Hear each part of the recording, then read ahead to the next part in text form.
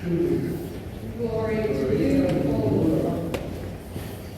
In the 15th year of the reign of Emperor Tiberius, when Pontius Pilate was governor of Judea,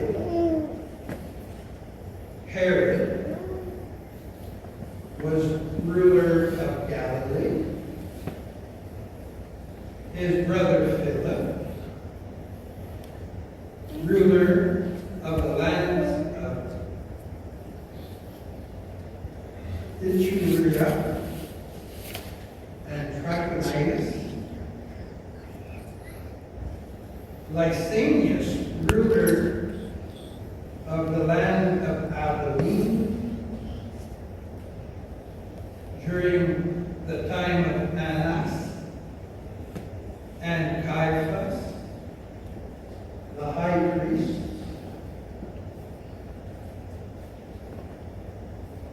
the word of God came to John, son of Zechariah, in the wilderness. John went through the land near the river Jordan. He told the people to change their lives, to be baptized, and receive the forgiveness of sins, the same as written in the book of Isaiah. Someone will shout in the desert, prepare a way for the Lord. Make his path straight. Every valley will be filled, every mountain and hill will be made flat. The winding roads must be made straight, and the rough road made smooth. Then all people will see God's salvation. Gospel of the Lord. Praise to you, Lord Jesus Christ.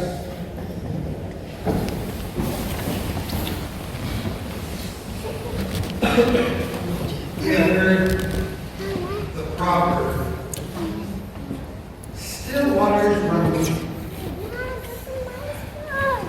It's true for lakes and oceans, but it is also true for the spiritual life.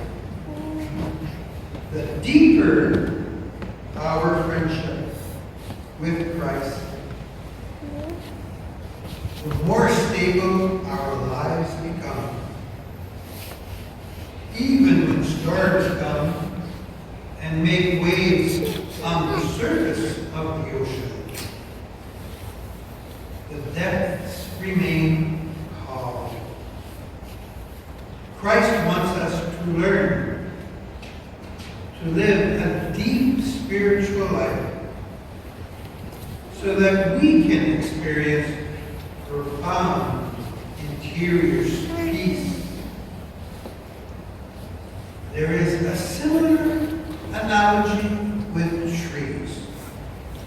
Pine trees are notoriously unstable. This is because their roots spread out horizontally, but barely under the surface of the ground. This type of root system helps pine trees survive in their native higher elevations, where there is only a thin layer of soil over the rocky ground. And it makes trees vulnerable. When high winds blow or storms break, They are easily uprooted. Oak trees, on the other hand, are famous for their sturdiness. They stand tall and strong, while storms and wind wreak havoc with the other trees around them. White oak trees consistently resist even tornadoes. Why? Their root system is different. They put down a deep root, a single thick root that goes straight down into the soil and serves as an anchor. If you want to plant a white oak tree, acorn, it will grow its root down into the soil for almost an entire year before you see even a tiny sprout on the surface. When our lives are deeply grounded in the soil of Christ's love, mercy, and mission, they become strong and fruitful. The root of friendship with Christ brings interior peace, even in the midst of life's biggest storms. Most of us probably don't experience this peace as much as we would like to. Is there anything we can do to experience it more fully? Of course. If the source of this peace is the knowledge of Christ's love and mercy, and the knowledge that He has given us a mission in life, we will experience peace more fully as we grow in that knowledge. And Christ wants us to know Him better. He came to earth not to hide Himself, but to reveal Himself. He established His church not to keep His revelation secret, but to spread it far and wide.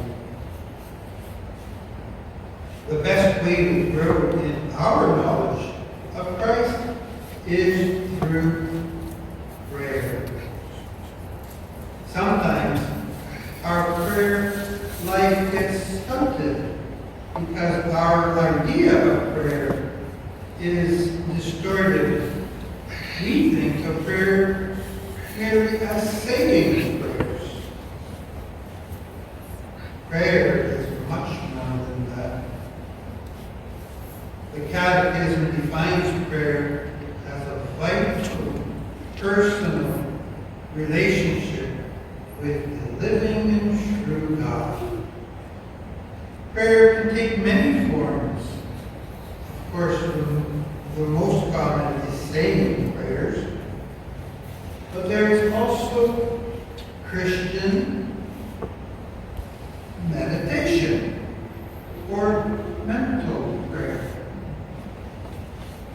There is the Rosary, which was St. John Paul II's favorite prayer. There is adoration of the Blessed Sacrament.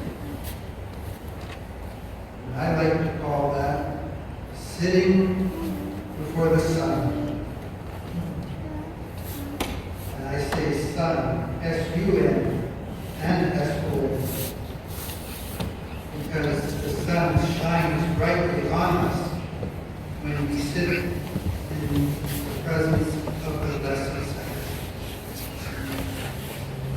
There is perfect prayer, the Mass. There is ongoing prayer of just talking with Jesus as we go through our busy and difficult lives. And there is simple prayer of just spending time with God, enjoying God's presence, where wherever we are. Prayer is a vast treasure house that we can all continue to explore. The more we do, the better we will know Jesus.